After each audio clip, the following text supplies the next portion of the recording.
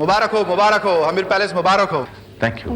प्रभाकर साहब, आज की शानदार पार्टी तो हमीर पैलेस के नाम रही, पर हमें एक और पार्टी का इंतजार है। भाई, और किस पार्टी का इंतजार है आपको डॉक्टर साहब? हम चाहते हैं कि आप जल्द से जल्द 2 से 1 हो जाएं।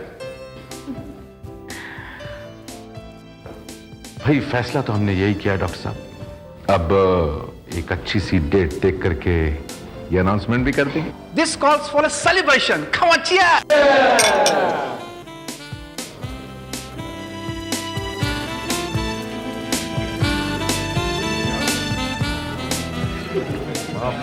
Excuse me sir.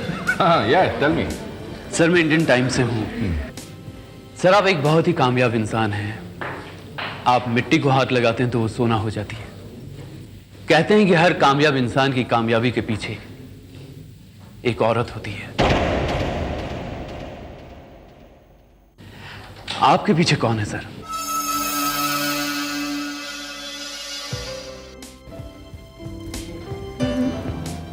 जरा प्लीज सुनिए।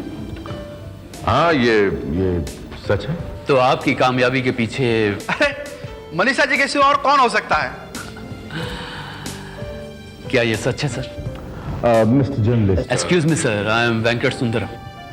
वेंकट सुंदरम, ये जिस कामयाबी की बात आप कर रहे हैं ना, वहां तक पहुंचने के लिए मुझे कितनी मुश्किलें, कितनी दुश्वारियों का सामना करना पड़ा है, ये सारी दुनिया जानती है। मेरा ये मतलब नहीं है सर। दरअसल मैं उस कामयाबी की बात कर रहा हूं जो आपने हमीर पैलेस को खरीद के की है। उस महल को खरीदने के पीछे क्या मकसद है आपका? मकसद नहीं, तमन्ना, आरजू। एक ऐसी आरजू जो बचपन से कहानियां सुनते सुनते मेरे दिल में जागी थी मिस्टर सुंदरम। हर इंसान महलों के ख्वाब देखता है। लेकिन सर, हर एक की आरजू तो पूरी नहीं होती। ख्वाब हकीकत में तो नहीं बदलते। ये महल हासिल करके आपको कैसा लग रहा है सर? भाई, एक आरजू पूरी हुई है, एक सपना साकार हुआ है। सुना है सर, कल आप उस महल में प्रवेश करने वाले। हमीर पैलेस में नहीं, बल्कि अपने ख्वाबों की दुनिया में। मनीषा, कितना अच्छा होता है अगर आज की रात तुम महल में मेरे साथ बिता दें। आऊंगी प्रभाकर, उस रात जिस रात तुम मुझसे शादी कर मुझे अपनी दुल्हन बनाकर लेकर आऊंगी। मैं तुम्हारी बात समझा नहीं। मेरा मतलब है कि आऊंगी, तुमसे मिलने आऊंगी और तुम्हारा हाल चाल पूछने आऊंगी। ओके? ओके। वंस अगेन, गृह प्रवेश मुबारक हो। Thank you.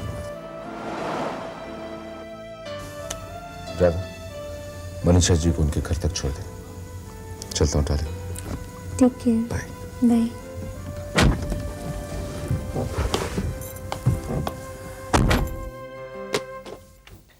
आइए हुजूर। तो ये बताओ कि तुम्हारा नाम क्या है? जी, मैं राम सिंह, इस महल का सबसे पुराना मुलाजिम। आपसे पहले जो लोग थे उनकी सेवा करता था। अब आपकी सेवा करने का मौका मिला है, दिलो जान से सेवा करूंगा आपकी। कोई शिकायत का मौका नहीं दूंगा हुजूर आपको। आप तो इस महल में पहले भी आ चुके हैं जब इसका सौदा करने आए थे। हाँ राम सिंह, मुझे याद है। तुम्ही ने तो ये महल मुझे दिखाया था। हुजूर, आपने मुझे याद रखा, जर्रा नवाजी है आपकी। आइए।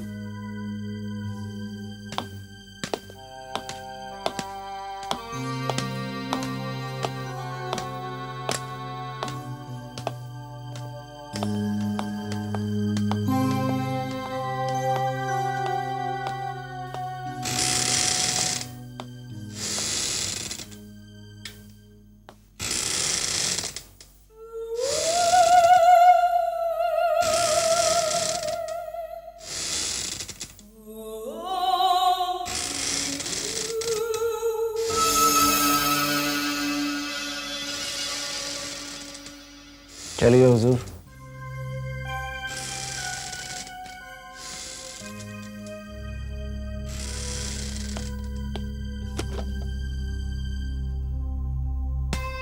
आइए हुजूर।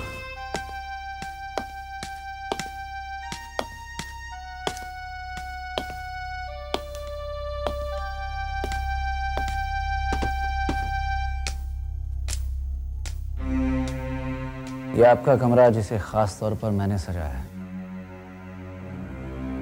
खाना तैयार है, अगर आप कहें तो मैं। जी राम सिंह, मैं कुछ वक्त तरह रहना चाहता हूँ। जैसे आपकी इच्छा।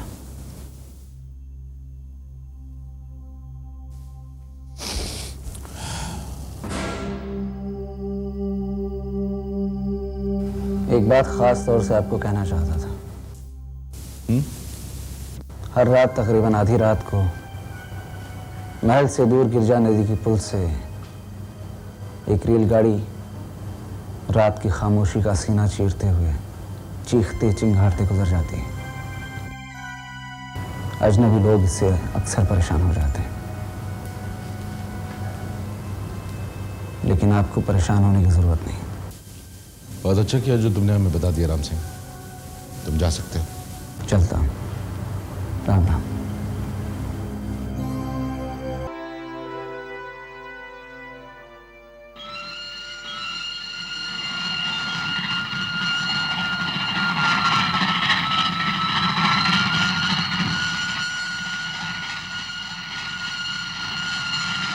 हर रात तकरीबन आधी रात को एक रेलगाड़ी रात की खामोशी का सीना चीरते हुए चीखते चिंगारते गुजर जाती है।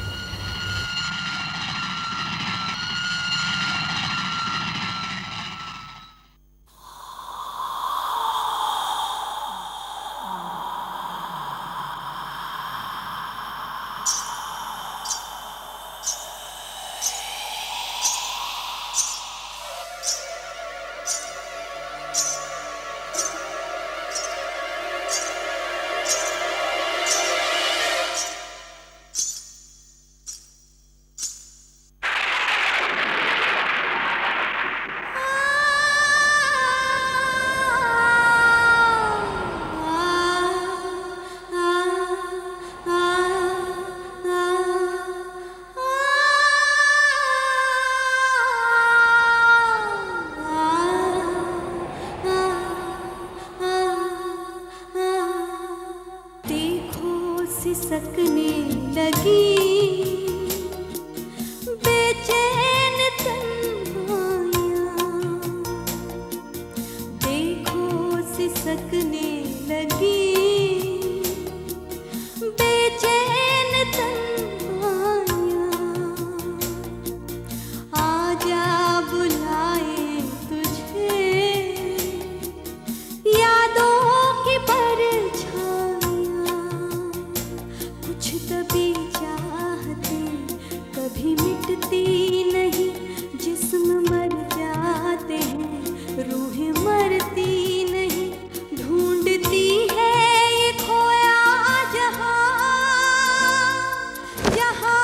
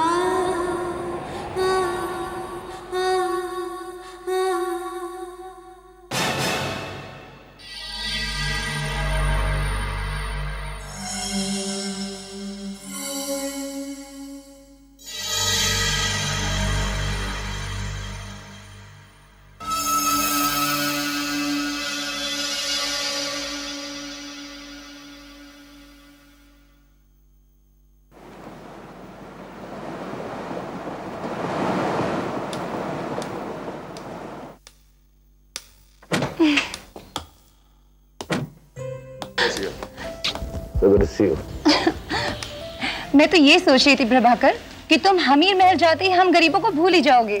तुम और गरीब? हाँ भाई, मैं तो भगवान से प्रार्थना करूंगा कि तुम जैसा गरीब हर हिंदुस्तानी को बना दे। क्यों?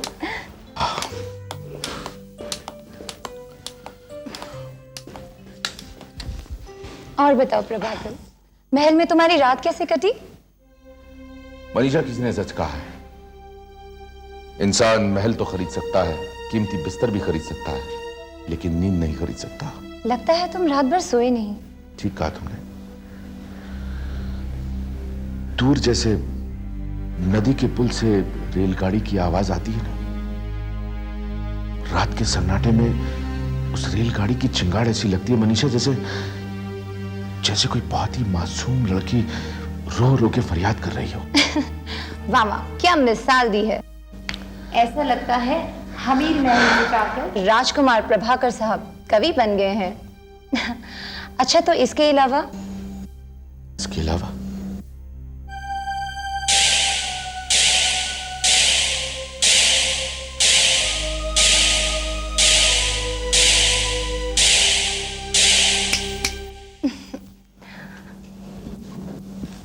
कहाँ खो गए तुम? मनीषा, मैं चाहता हूं कि तुम मेरे साथ चलो। मैं देखना चाहता हूं कि जो कुछ मैंने देखा, जो कुछ मैंने सुना, वो भ्रम है या फिर हकीकत। क्या देखा और क्या सुना तुमने? ये तो तुम्हें खुद ही पता चल जाएगा जब तुम आओगी। वैसे तुम्हें आज रात नहीं, कुछ दिन इंतजार कर लो, फिर हमेशा तुम्हारे साथ रहूंगी। मनीषा, मैंने भी बेकार में दुनिया भर के झंझट पाल रखे हैं। सोचता हूं उसमें से कुछ वक्त निकाल लूं, क्योंकि अगर सब कुछ ऐसे ही चलता रहा ना, तो हम दोनों हमेशा के लिए कुंवारे रह जाएंगे। हाँ प्रभाकर, अब ऐसा भी तो नहीं है कि हम दोनों 18-20 साल के हैं। मैं तो 20 साल का हूं मनीषा, और अगर तुम अपने आप को मेरी नजरों से देखोगी ना, तो तुम भी ऐसा ही महसूस करोगी। प्रभाकर, तुम तो जानते ही हो, आज रात को हमारे क्लब का एक डेलीगेशन दिल्ली जा रहा है और मैं भी जा रही हूँ, और मैं तुम्हारे साथ हमीर महल जरूर रहूंगी और उस रेलगाड़ी की आवाज को भी सुनूंगी जो तुम्हें एक लड़की की फरियाद की तरह लगती है। ओके, अब मैं नाश्ता लगा देती हूँ, तुम आके नाश्ता कर लो। ओके? या।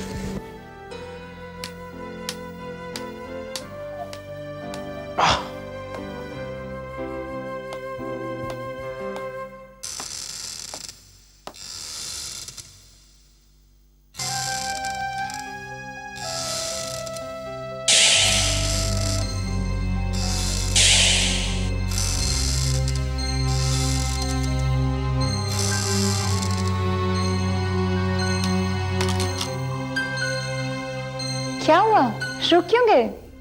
कुछ नहीं।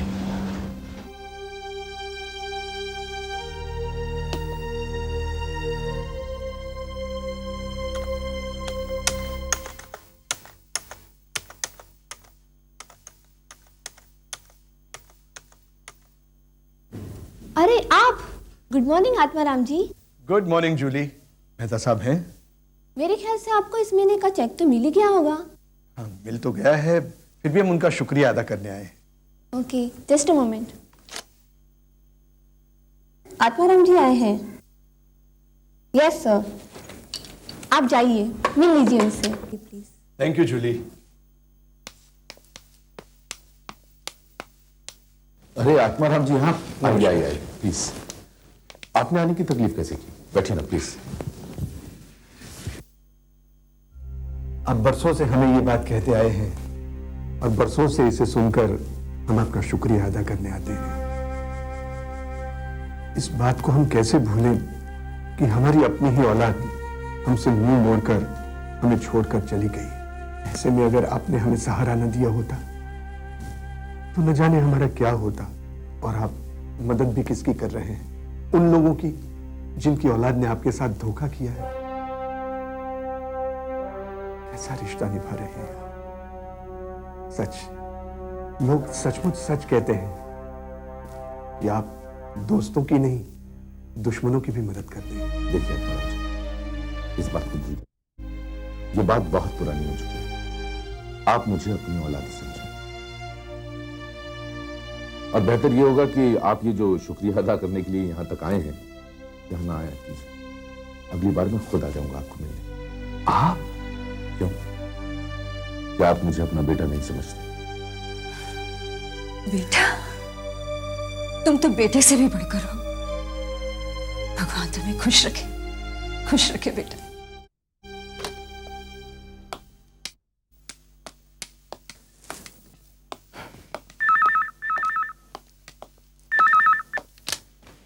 Hello. Good evening sir. Sir मैं वेंकट सुंदरम। सर याद है आपको, वो मिला था पार्टी में वेंकट सुंदरम? हाँ याद है। Thank you sir. सर मैं ये जानना चाहता था कि आपका हमीर महल का तजुर्बा कैसा रहा। सर अगर आपके पास थोड़ा सा भी वक्त हो तो मैं आके आपसे मिल सकता हूँ? देखो वेंकट सुंदरम, दिन में तो मैं बहुत बिजी रहता हूँ। फिलहाल अभी मैं फ्री हूँ। अगर तुम आना चाहो तो यू आर मोस्ट वेलकम। या sir, I am absolutely free. I am just coming sir. Thank you very much sir. Okay.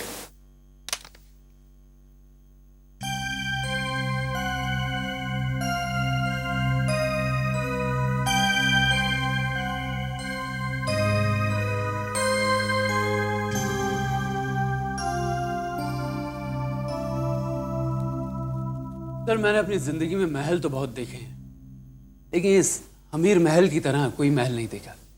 Beautiful. इससे आपकी सोच और आपकी पसंद का अंदाजा लगाया जा सकता है। Anyway, congratulations. Thank you young man, thank you very much. ये बताइए कि आप क्या लेंगे? वैसे मैं हार्ड लेकर खुद तो नहीं लेता हूं, लेकिन एक अच्छा होस्ट साबित होने की कोशिश करूंगा। No sir, thanks. ऐसे मौकों पे मैं नींबू पानी से काम चला लिया करता हूं। ओके।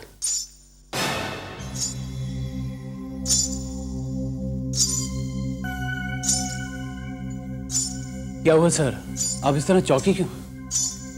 नहीं, दरअसल कुछ नहीं। क्या हुआ प्रभाकर साहब? वेंकट, तुम्हें आवाज सुनाई दे रही है? हाँ? सर, मुझे तो यहाँ पर सिर्फ आपकी आवाज सुनाई दे रही है। नहीं, सुनो गौर से सुनो। अब जरूर तुम्हें सुनाई देगी आवाज। हाँ, सुनो सुनो। एक मिनट सर।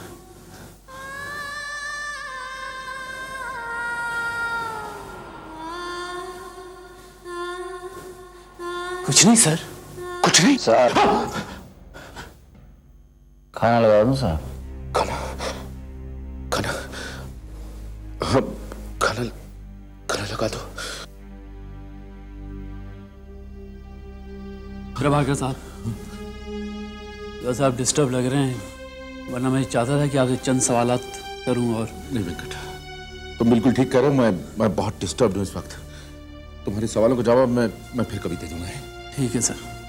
वैसे यहाँ पर आके जो मैंने देखा वो मेरे लिखने के लिए काफ़ी है। आप आराम कीजिए सर, वैसे भी वक्त काफ़ी हो चुका है। Good night sir. Good night. See you.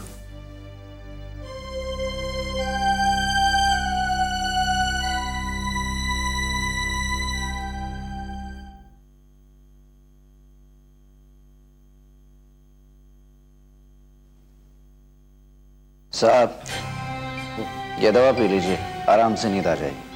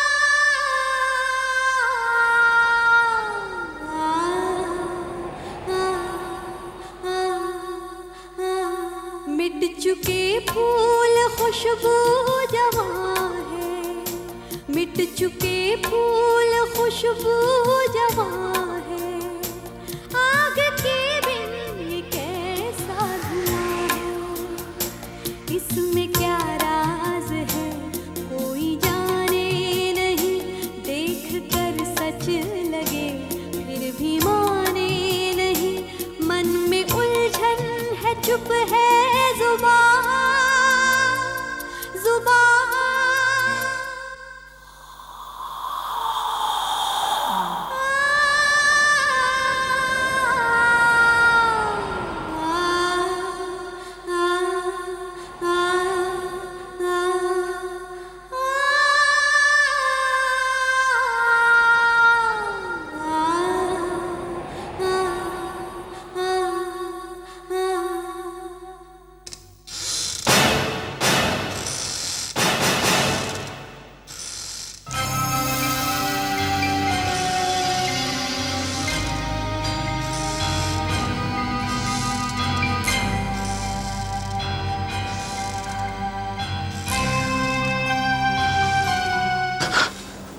तुम? अरे साहब आप, क्या बात? कुछ नहीं राम सिंह, अंदर थोड़ी सी घुटन हो रही थी इसलिए बाहर आ गया। ये बताओ, तुमने यहां किसी को देखा? नहीं साहब, यहां कोई कैसे आ सकता है? ठीक है, तुम जाओ।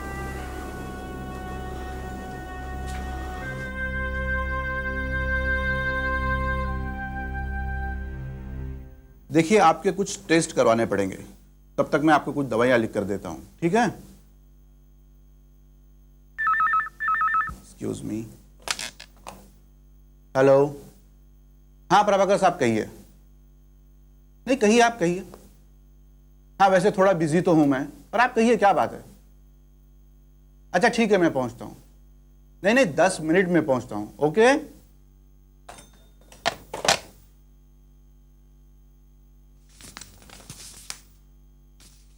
ओके।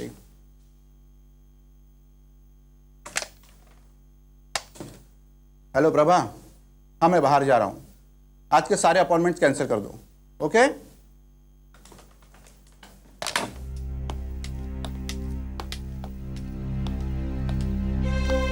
क्या हाल है डॉक्टर साहब? वेलकम। प्रभाकर साहब, सबसे पहले तो यह बताएं कि प्रॉब्लम क्या है। माना कि मैं आपका दोस्त हूं, लेकिन कोई भी आदमी अपने डॉक्टर दोस्त को बिना प्रॉब्लम के नहीं बुलाता। आप बिल्कुल ठीक कह रहे हैं डॉक्टर साहब। दरअसल मेरी आपसे एक रिक्वेस्ट है। मैं जो कुछ आपसे बताने जा रहा हूं ये बात आप अपने तक ही रखिएगा। ऐसी क्या बात है प्रभाकर साहब? डॉक्टर साहब, मैं जब से इस महल में रहने आया हूं, मुझे अजीब अजीब सी आवाजें सुनाई देती हैं, साए नजर आते हैं, हवा में कभी दुपट्टा लहराता हुआ दिखाई देता और कभी तो ऐसे लगता है जैसे कोई गाना गा रहा है। प्रभाकर साहब, आपके अलावा और लोग भी तो इस महल में रहते होंगे। जी हाँ, बहुत से लोग रहते हैं। फिर उन्हें भी यह सब कुछ दिखाई देता है या सुनाई देता है? नहीं डॉक्टर साहब, उनमें से ना किसी ने कुछ सुना और ना ही किसी को कुछ दिखाई दिया। मैं समझ गया आपकी प्रॉब्लम। प्रभाकर साहब, इसकी 2 वजह हो सकती है। एक तो आप दिमागी तौर पर इतने ज्यादा उलझ गए हैं कि उस उलझन की वजह से आपको यह सब सुनाई देता है या दिखाई देता है, या इसकी दूसरी वजह यह हो सकती है कि कभी कभी बचपन में आदमी के दिमाग पर कुछ कहानियां या कुछ घटनाएं इतना ज्यादा इंपैक्ट करती है कि बड़ा होने के बाद में उसे वही चीजें दिखाई देती है। अब आप तो ये भी जानते हैं कि ऐसा सब कुछ होना मुमकिन नहीं है, बल्कि नामुमकिन है। साहब, आप बिल्कुल ठीक कह रहे हैं। अब देखिए ना, कल रात को मैं यहां से बाहर गया तो सिक्योरिटी वाले ने मुझे आवाज दी, तो मैंने जब उससे पूछा कि उसे कुछ सुनाई दिया या दिखाई दिया, उसने ना में जवाब दिया। मैं समझ गया आपकी प्रॉब्लम। इस महल में आके आपकी नींद पूरी नहीं हो रही है, और ये जो सब कुछ आप देख रहे या सुन रहे हैं, ये आपके थके हुए जहन का नतीजा है। मैं कुछ टैबलेट्स और गोलियां आपके लिए भिजवा देता हूं, मुझे लगता है आज के बाद में सब कुछ ठीक हो जाएगा। डॉक्टर साहब, आपका बहुत बहुत शुक्रिया, really thank you very much. मैं सचमुच बहुत परेशान हो गया था। अब देखिए ना, भगवान जब कामयाबी देता है तो उस कामयाबी के साथ साथ दोस्त तो देता ही है, लेकिन दुश्मन भी दे देता है। अगर मेरी ऐसी किसी कमजोरी का... नहीं प्रभाकर साहब, ये सब बातें अपने दिमाग से निकाल दीजिए, और मैं आपको पूरे 1 हफ्ता आराम की सलाह देता हूं। उसके बाद आप एकदम फिट हो जाएंगे। Thank you very much doctor, thank you.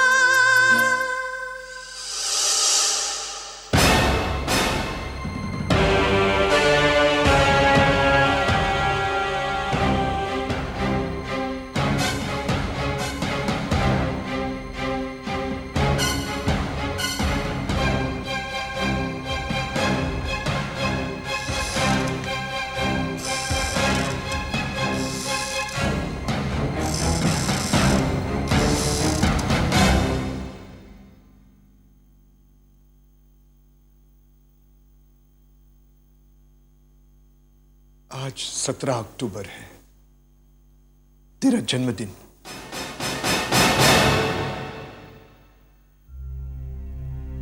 हमसे बिछड़कर इस शहर को छोड़े हुए तुझे 20 साल बीत गए। भगवान न करे तेरी जैसी बेटी किसी भी माँ बाप को मिले। अरे कैसी बेटी थी तू हमारी। क्या यही तालीम दी थी हमने तुझे? रुपयों की लालच में आके तूने प्रभाकर मेहता जैसे नेक इंसान को धोखा दिया। इस शहर से भागते हुए तूने मुड़कर देखा तक नहीं कि हम लोगों पे क्या बीतती है। तू जैसी भी है हमारी औलाद है। तुझसे लाख नफरत सही, मगर ममता के आगे तो झुकना ही पड़ता। आत्माराम जी। प्रभाकर जी आप? अरे प्रभाकर जी, आपने क्यों तकलीफ की? मुझे बुला लिया होता। आज उसका जन्मदिन है। ये हमारी बदनसीबी नहीं तो और क्या है? कि हम उसे कोसने के सिवा और कुछ नहीं कर सकते। आत्माराम जी, इधर कुछ दिनों में क्या प्रिया ने आपसे संपर्क किया था? संपर्क किया? अगर संपर्क किया होता तो क्या इस तरह हम उसकी तस्वीर को सामने रखकर यूं रोते? 20 साल बीत गए, न जाने आज वो कहां होगी, जिंदा होगी या? जब तक अपनी आंखों से उसकी लाश को देख न ले हम, तब तक उसकी मौत का यकीन तो नहीं कर सकते ना हम। मगर आपने आने की कैसे तकलीफ की? अरे मैं तो बस यहाँ नजदीक से ही गुजर रहा था आत्माराम जी, सोचा आप लोगों को मिलता चलो। वैसे भी आपके एहसान क्या हम पर कम है कि आपने आने की तकलीफ की। अरे आप अगर ना होते तो हम तो कब के मर चुके होते। नहीं आत्माराम जी, ऐसा ना कहिए। मैं चलता हूँ, और हाँ, बीच बीच में मैं आपसे मिलता रहूंगा। ये बात सच है कि आपकी बेटी प्रिया नहीं है, लेकिन मैं हूं ना, आपका बेटा प्रभाकर। चलता हूं मैं।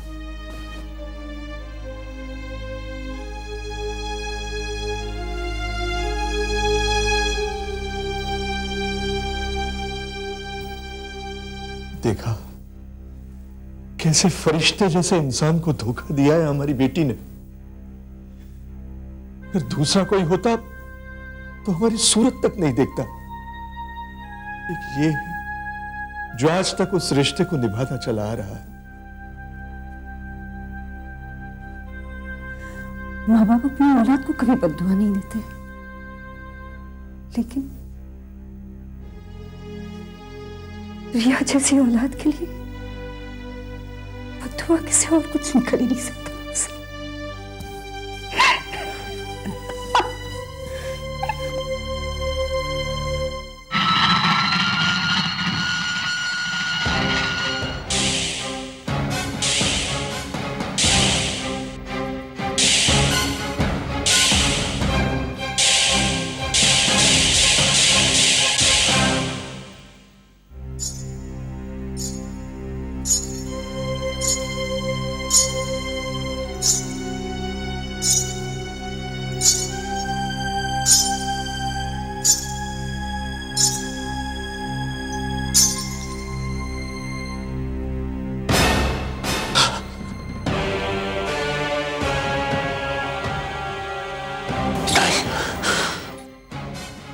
ये नहीं हो सकता।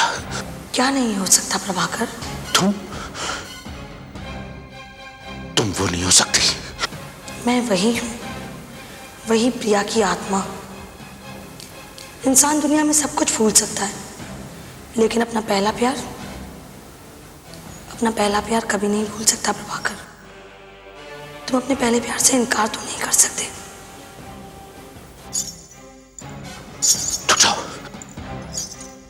देखो आगे मत बढ़ना। डर रहे हो? मैंने तुम्हें हमेशा अपना वहम समझा। अभी तुम मुझे अपना वहम ही समझो प्रभाकर। वहम आत्मा का दूसरा नाम है। और आत्मा क्या है? एक हवा।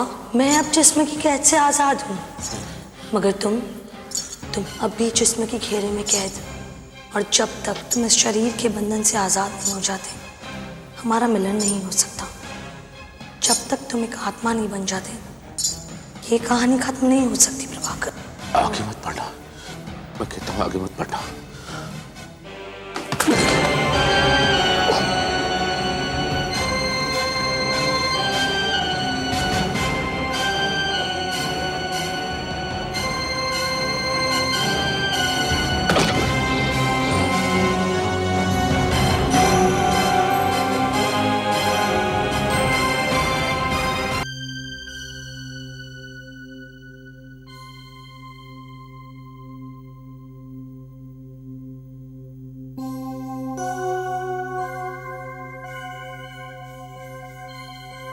प्रिया? मैं प्रिया नहीं, मनीषा हूँ। मनीषा? क्या हुआ प्रभाकर? बहुत परेशान लग रहे हो। ठीक तो हो? मैंने तुम्हें कितने फोन किए, लेकिन किसी एक का भी जवाब नहीं मिला। मुझे परेशान होकर यहाँ आना पड़ा। पहले तो आप मुझे ये बताइए, आप उस वक्त वहाँ क्या कर रहे थे? मनीषा, मुझे लगा जैसे किसी ने मुझे आवाज दी। मैं उस आवाज की तरफ बढ़ा, लेकिन उसके बाद क्या हुआ मुझे पता नहीं। सच, डॉक्टर ने आपको आराम करने को कहा था ना, आपने उनकी बात भी नहीं मानी। अब 1 हफ्ते तक मैंने आपकी सारी अपॉइंटमेंट्स कैंसिल कर दी हैं। ना तो आप ऑफिस जाएंगे और ना ही आपसे यहाँ मिलने कोई आएगा। Is it clear? अब मैं तुम्हारे साथ रहूंगी।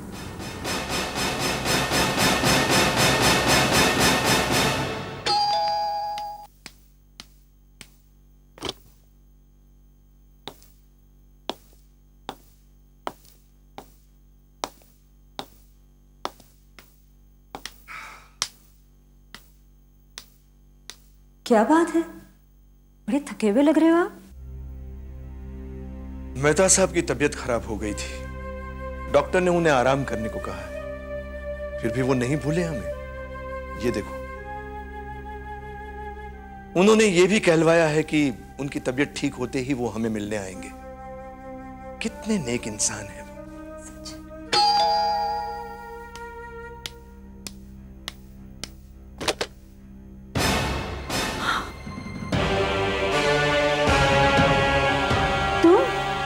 कौन?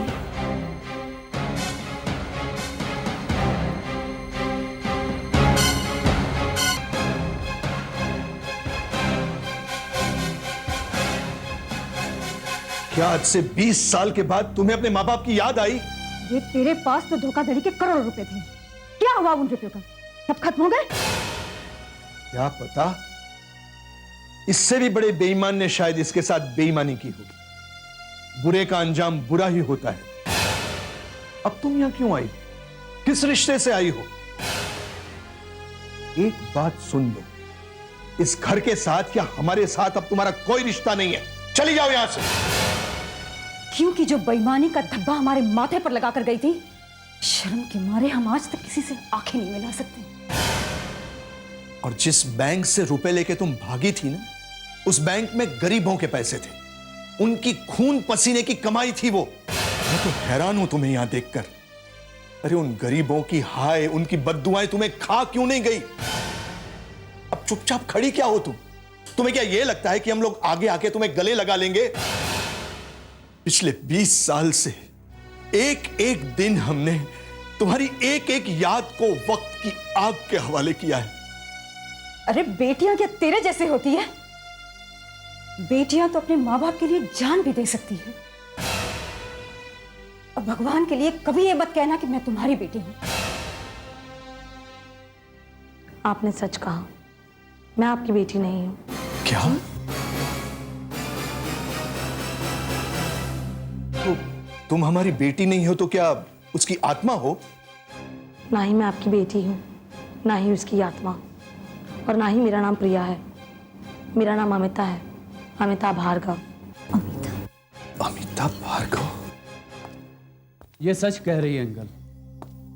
ये है अमिता भार्गव और मैं हूं सुधीर श्रीवास्तव, इसका मंगेतर। मुझे गौर से देखिए, आज से 20 साल पहले जब आपकी बेटी आपको छोड़कर गई थी, उसकी उम्र क्या थी? और अगर आज वो यहाँ मेरी जगह होती तो उसकी उम्र क्या होनी चाहिए? तुम ठीक कह रही हो बेटी। आज अगर जो वो होती तो 45 की होती। हमें माफ करना बेटी। हमारी बेटी के लिए हमारे दिल में छिपी नफरत और गुस्से ने हमें तुम्हें यह सब कुछ कहने के लिए मजबूर कर दिया। नहीं, आप अपनी बेटी से इतनी नफरत मत कीजिए, क्योंकि शायद आप नहीं जानती कि सच्चाई क्या है और आपकी बेटी किस हाल में है। बताओ बेटी, किस हाल में है वो? मैं तो सिर्फ अंदाजा लगा सकती हूँ कि वो किस हाल में है। फिर भी हम जानना चाहेंगे तुम कौन हो, कहां से आई हो और इन सभी बातों से तुम्हारा क्या रिश्ता है? मैं बताती हूँ। दरअसल मैं इस शहर से नहीं हूँ, मैं दिल्ली से हूँ। मैंने बीकॉम किया है। मेरे माँ बाप एक बैंक में काम करते हैं। इन तमाम बातों से मेरा बहुत ही गहरा रिश्ता है, बल्कि मेरी जिंदगी जुड़ी हुई है। बड़ी अच्छी बात है, एक खौफनाक सपना मेरा पीछा करता आ रहा है। मैं देखती थी उसे ख्वाब में।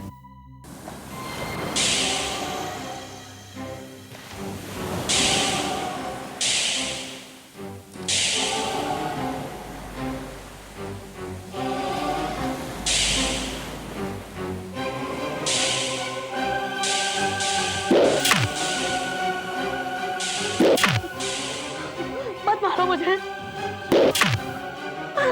मत मारो मुझे, मत मारो,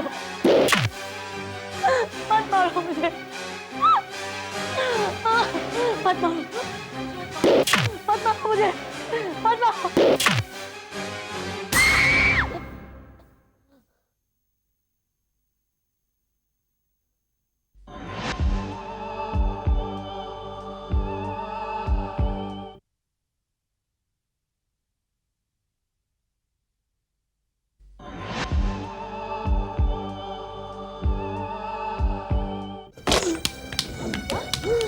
क्या हुआ बेटी? तुमने फिर वही सपना देखा? ओह गॉड। सूर्य जी, पहले तो ये सपना साल में 1 या 2 बार ही आया करता था। फिर जैसे जैसे बड़ी होने लगी महीने में आता है, और अब जब से 20 साल हुए तो हर हफ्ते आता है। इस सपने ने तो चिंता में डाल दिया है। देखिए ना, इसकी सेहत पर भी कैसा असर पड़ने लगा है इसका। पार्वती, मैं कल ही प्रोफेसर सिन्हा की अपॉइंटमेंट लेता हूँ। वो शहर के सबसे अच्छे और नामी साइकियाट्रिस्ट हैं। वाकई ये हैरान करने वाली बात है कि कोई भी सपना, चाहे वो अच्छा हो या बुरा हो, उसकी म्याद इतनी लंबी नहीं हो सकती। कहीं तुम्हारे साथ कोई ऐसा हादसा तो नहीं हुआ बचपन में जिसकी वजह से तुम्हारे दिमाग में उसकी चोट की वजह से कोई असर हो गया? नहीं अंकल, ऐसा तो कुछ भी नहीं है। अमिता, तुम एक बार सोचो, कोई ऐसा हादसा जिसमें किसी ने तुम्हें जान से मारने की धमकी दी हो, या कोई ऐसा नज़ारा जिसमें किसी ने किसी लड़की को मार मार कर लहूलुहान कर दिया हो, जिसे देखकर तुम बुरी तरह से डर गई हो और जिसका असर तुम्हारे जहन पर हो? नहीं अंकल, ऐसा भी कुछ नहीं हुआ। मगर जब भी वो हादसा मेरे ख्वाब में आता है तो सबसे पहले मुझे एक लाइट हाउस, समंदर की लहरें, ये सारी चीजें दिखाई देती है। और आजकल तो ये ख्वाब मुझे सच्चाई लगने लगा है।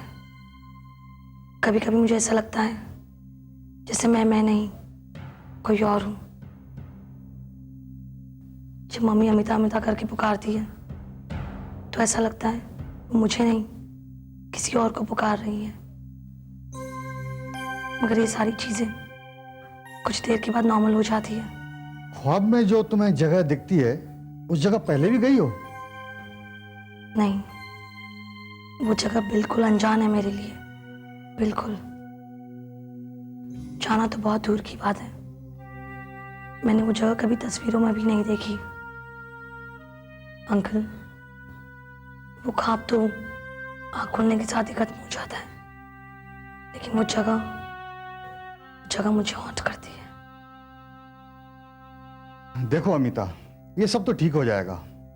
इंसान का दिमाग कहने को तो एक छोटे से सर के अंदर है, मगर इस दिमाग में छोटे छोटे लाखों खाने बने हुए हैं और हर खाने में कुछ ना कुछ रखा हुआ है। कभी कोई खाना ज्यादा एक्टिव हो जाता है तो वो ख्वाब की शक्ल में इंसान को दिखने लगता है। अमिता, आज मैं तुम्हें 2 बड़े अहम मशवरे देता हूं। एक तो ये कि आज के बाद तुम कोई भी ऐसी किताब नहीं पढ़ोगी जिसमें किसी कत्ल या किसी ऐसी चीज के बारे में हो जो इंसानी पहुंच से बाहर है। और दूसरा ये, तुम्हारे जहन में जो वो हादसे की जगह उभर कर आती है ना, आज के बाद तुम उस जगह को तलाश करोगी, क्योंकि मुझे पूरा यकीन है कि इंसान चाहे ख्वाब कितने ही बेतुके क्यों ना देखे, लेकिन उसमें दिखने वाली वो लोकेशन, वो जगह उसकी जानी पहचानी तो होती है। शायद तुम्हें भी कोई ऐसी तस्वीर या कोई पेंटिंग नजर आ जाए जिसका संबंध तुम्हारे ख्वाबों से हो, तो तुम मुझे जरूर बताना। Yes uncle, thank you.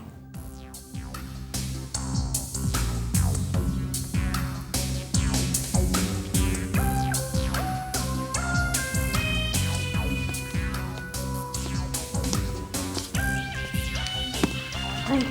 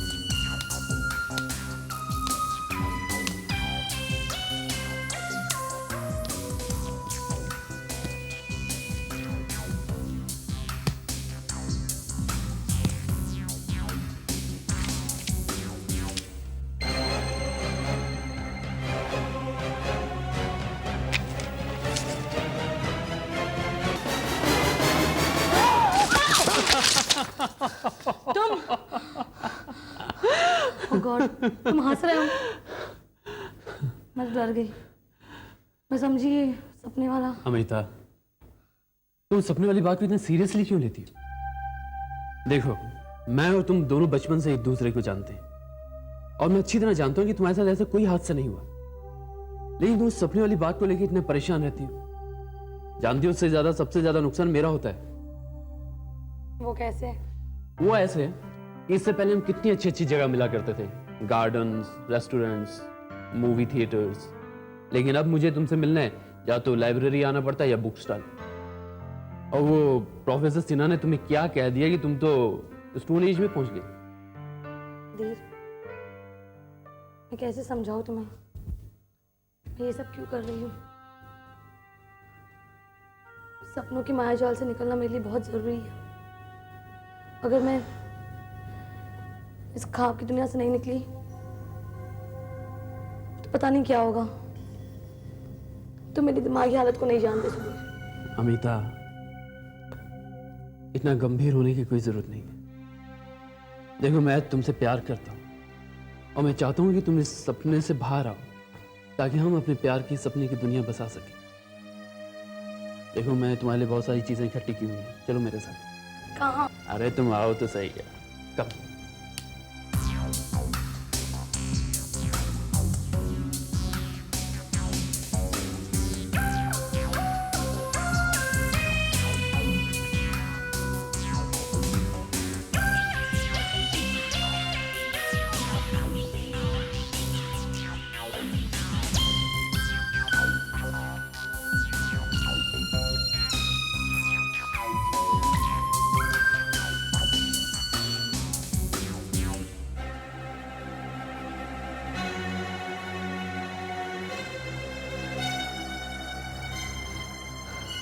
क्या हुआ अमिता? सुधीर, ये वही जगह है, बिल्कुल वही।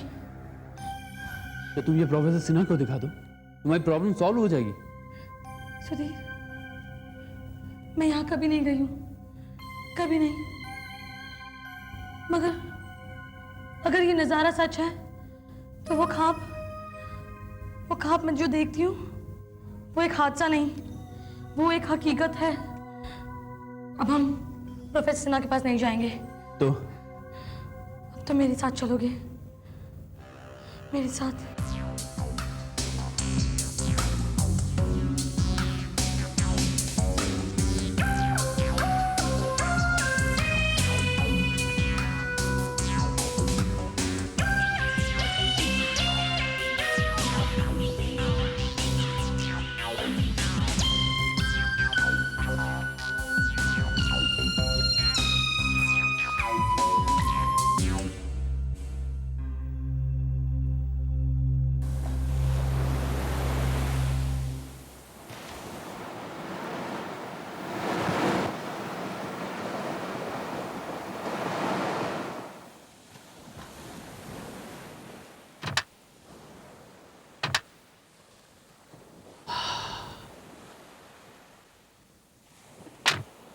अमिता, ये यहाँ का सबसे मशहूर बीच है।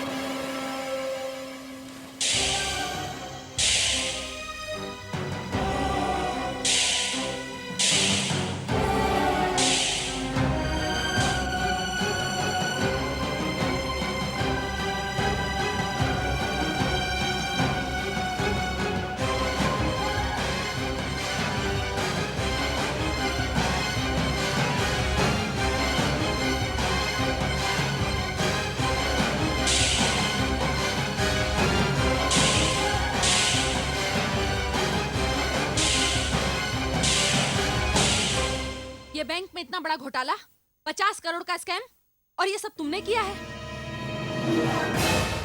हाँ, मैंने किया है।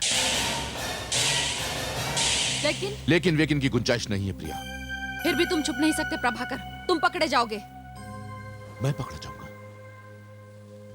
जेल होगी मुझे, जिंदगी बर्बाद हो जाएगी मेरी। क्या तुम यही चाहती हो प्रिया? मेरे चाहने ना चाहने से क्या होता है प्रभाकर?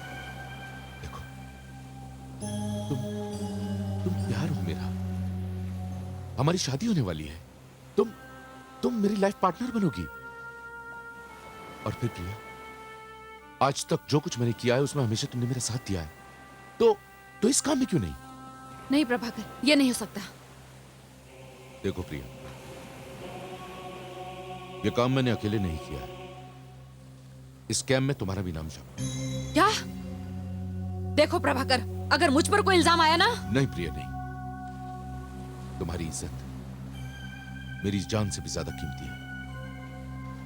लेकिन हाँ, इस प्रॉब्लम का एक हल है मेरे पास, जिससे सांप भी मर जाएगा और लाठी भी नहीं टूटेगी। मैं कुछ समझी नहीं। मैं समझा दूं। स्कैम तो हो चुका प्रिया, स्कैम का सारा रुपया भी मेरे पास आ गया है, लेकिन अकाउंट्स में जितनी भी गड़बड़ हुई है वो तुमने की है। यानी कि तुम्हारी राइटिंग और तुम्हारे सिग्नेचर्स। प्रभाकर, लेकिन देखो, एक ही रास्ता है। वो क्या? तुम्हारी जिंदगी का हाल।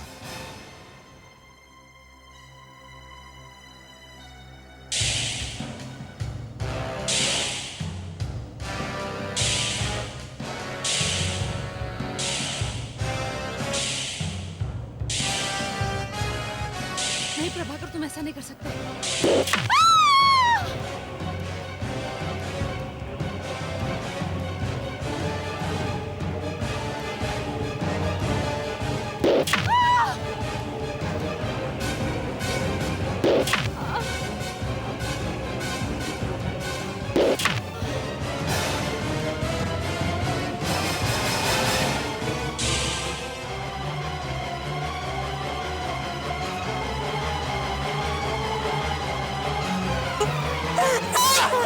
अमिता क्या हुआ? अमिता क्या हुआ? क्या हुआ? क्या हुआ अमिता? क्या हुआ? क्या हुआ अमिता? सुधीर, सुधीर दरअसल जो ख्वाब मेरा पीछा किया करता था वो ख्वाब नहीं है, वो एक सच्चाई है, हकीकत है। मुझे सब कुछ याद आ गया, सब कुछ याद आ गया मुझे सुधीर। दरअसल मैं सपने में अपना ही लहूलुहान चेहरा देखा करती थी सुधीर, और यही वो जगह है जहाँ उसने मुझे मारा था। मुझे मेरे कातिल का चेहरा साफ दिखाई दिया। मुझे सब कुछ याद आ रहा है, सब कुछ। मेरा घर, मेरे माँ बाप और वो बैंक जिसमें 50 करोड़ का स्कैम हुआ था, और जिसने वो स्कैम किया था उसने मेरी जान ली थी। ये बात 20 साल पुरानी है, पिछले जन्म की। पिछला जन्म? हाँ सुधीर, मेरे पिछले जन्म की बात है ये।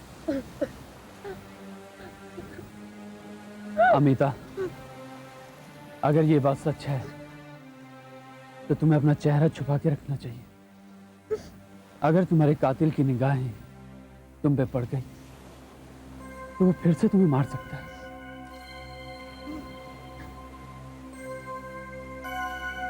तुम चलो मेरे साथ। कहाँ? तुम चलो तो सही।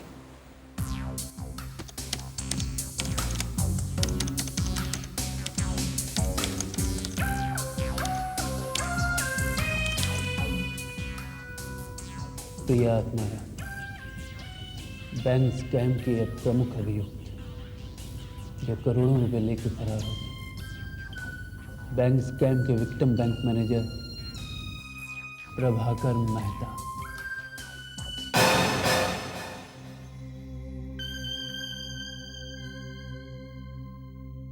वो प्रभाकर मेहता जो इस शहर का सबसे बड़ा बिजनेसमैन और आप लोगों की नजरों में जो भगवान है, उसी ने बैंक लूटा, उसी ने प्रिया की हत्या की। वो इंसान नहीं, दरिंदा है, राक्षस है। उसने प्रिया की हत्या कर बैंक स्कैम का सारा इल्जाम उसके सर थोप दिया और कहा कि वो रुपए लेके भाग गई, और खुद करोड़ों रुपए हत्या कर इस शहर का सबसे बड़ा आदमी बन बैठा है।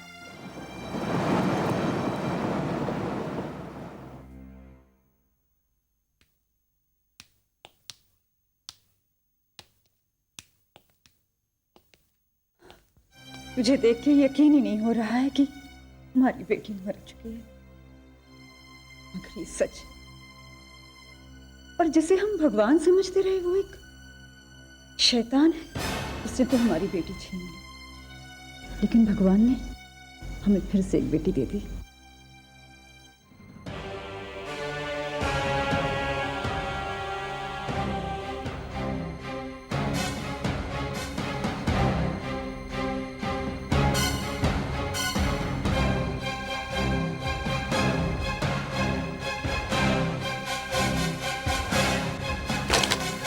प्रभाकर मेहता, तुम अपने आप को दुनिया के सबसे अक्लमंद इंसान समझते थे। आज 20 साल बाद पता चला कि तुमसे भी ज्यादा कोई अक्लमंद है जो तुम्हारे साथ इतना बड़ा खेल खेल रहा है।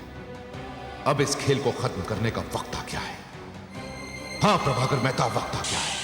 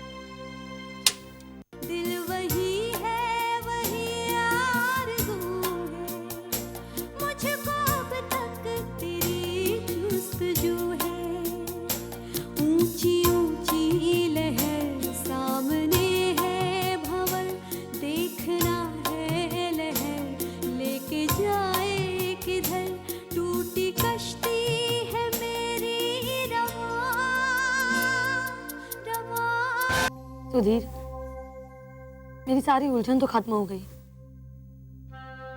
मेरे ख्वाब की सच्चाई और हकीकत भी मैंने जान ली। लेकिन अब मैं सिर्फ अमिता भार्गव नहीं हूँ, मैं प्रिया आत्माराम भी हूँ। अमिता ने तो सारी सच्चाई जान ली, लेकिन अब जो करना है वो प्रिया को करना है। मेरे बूढ़े माँ बाप जो अपनी बेटी को गलत और उसके कातिल को सही समझते रहे, इस तरह वो उस कमीने के जुल्म का शिकार बने। मेरी निर्मम हत्या और न जाने कितने पाप किए होंगे उसने। इस शहर को उसके जुल्मों से बचाना है। कौन देगा उसे सजा, अमिता या प्रिया? उसे तो सजा प्रिया ही देगी। तो आज की रात फैसले की रात होगी। आज की रात वो उस महल में खुद प्रिया के सामने एक बाले जुर्म करेगा।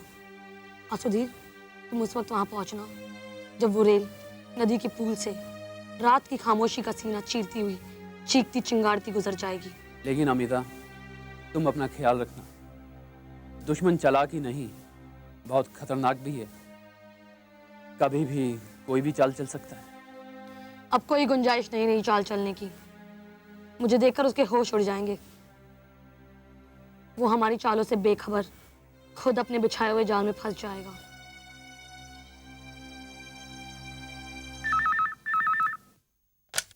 हेलो। हाँ मनीषा, बोलो।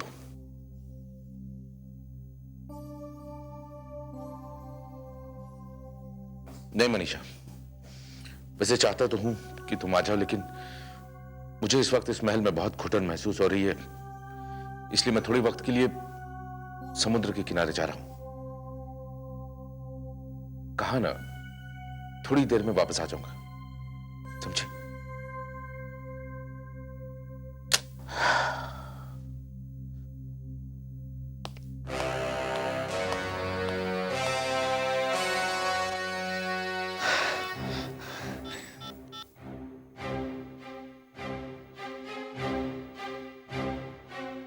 Pick up the phone.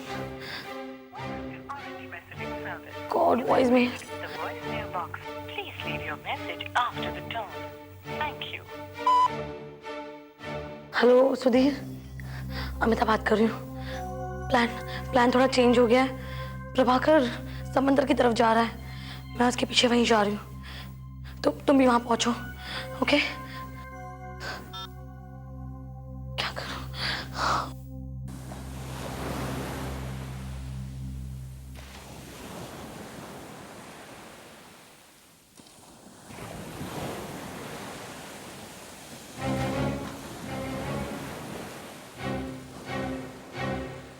आज से 20 साल पहले इसी जगह मैंने तुम्हारी कहानी खत्म की थी प्रिया। और कुदरत मुझ पर इतनी मेहरबान है कि आज 20 साल बाद बाजी मेरे ही हाथ में है।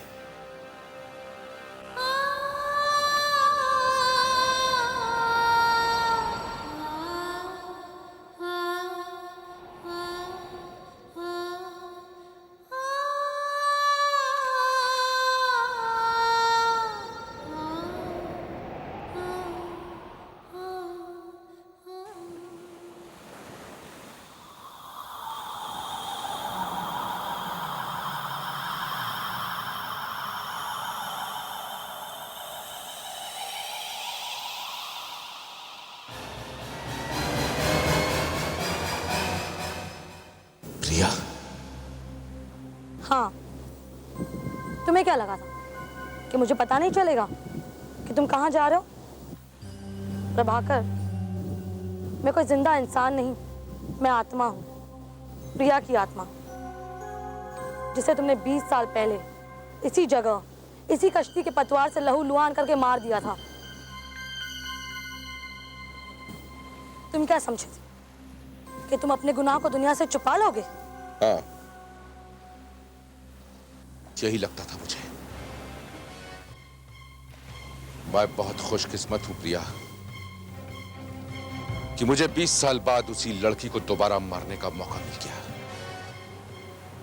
ना उस वक्त किसी को पता चला था, ना इस वक्त किसी को पता चलेगा। तुमने प्रभाकर मेहता को मारने के लिए दूसरा जन्म दिया, लेकिन तुम्हारा यह जन्म अकारण रह गया। अब तुम्हें प्रभाकर को मारने के लिए तीसरा जन्म लेना पड़ेगा। नहीं प्रभाकर, अब ऐसा नहीं होगा, क्योंकि 20 साल पहले जो प्रिया यहाँ आई थी वो तुमसे प्यार करती थी, तुम पर विश्वास करती थी, और तुमने उसके विश्वास को धोखा दे दिया। उस गरीब को अपने गुनाह में शामिल करके उसे धोखे से यहाँ बुलाकर उसकी जान ले ली। हाँ, आज से ठीक 20 साल पहले मैंने इसी जगह पर प्रिया आत्माराम, जो मेरी महबूबा थी, उसका कत्ल किया था। और आज ठीक 20 साल बाद इसी जगह पर अमिता भार्गव का कत्ल करने जा रहा हूं। चौंक क्यों गई? मेरा नाम प्रभाकर मेहता है और मेरे ये हाथ बहुत लंबे हैं। मुझे फांसने के लिए जो जाल तुमने महल में बिछाया था, मैंने उस बाजी को पलटा दिया है, और इसीलिए तुम्हें जानबूझकर बहकाकर महल से समुद्र के किनारे ले आया, जहां मौत तुम्हारा इंतजार कर रही है। शायद तुम ये नहीं जानती कि बस थोड़ी ही देर के अंदर ये समुद्र का पानी यहां आएगा और तुम्हारी लाश को अपने आप में समूह कर ले जाएगा। ठीक उसी तरह जिस तरह 20 साल पहले ये समुद्र का पानी प्रिया की लाश को समूह कर ले गया था। प्रभाकर मेहता, तुम क्या समझते हो? इस कश्ती की पतवार के सामने मैं अपना सर झुका लूंगी? नहीं, बिल्कुल नहीं, क्योंकि इस बार मैं कश्ती की पतवार का इस्तेमाल नहीं करूंगा, बल्कि साइलेंसर लगी इस पिस्तौल का इस्तेमाल करूंगा। बड़ी खामोशी से गोली चलेगी और फिर एक चीख हवा में गूंजेगी, तुम्हारी चीख, और उसके बाद सब कुछ खामोश हो जाएगा, बिल्कुल इस रात की खामोशी की तरह। अमिता भार्गव, तुम्हारे प्लान के मुताबिक सारे लोग इस वक्त महल में होंगे, इसलिए उन्हें पता भी नहीं चलेगा कि तुम्हारे साथ अंजाम क्या हुआ। हे, भागने की कोशिश मत करना, समझी?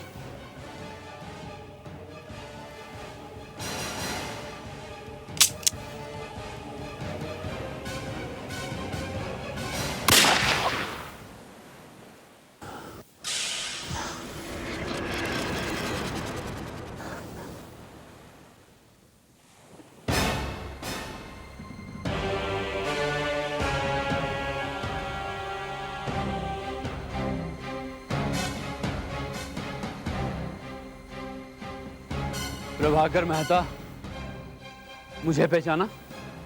मैं वेंकट सुंदरम नहीं, सुधीर श्रीवास्तव, इंडियन टाइम्स का रिपोर्टर और अमिता का मंगेतर। तुम्हारा खेल खत्म हुआ। हर जालिम को अपना हिसाब कभी ना कभी चुकाना पड़ता है। जिनकी जमा पूंजी तुम हजम कर चुके हो, तो इस प्रिया की हाय है कि तुम्हें फांसी के फंदे तक पहुंचाएगी। लोग ये क्यों भूल जाते हैं कि उन्हें इस जन्म का हिसाब इसी जन्म में चुकाना पड़ता है। प्रभाकर, अब मुझे कोई तीसरा जन्म नहीं लेना पड़ेगा, क्योंकि तुम्हारे इस जन्म का हिसाब इसी जन्म में चुकता हो गया। मिस्टर मेहता, हिलने की कोशिश मत करना, गिरफ्तार कर लो इन्हें।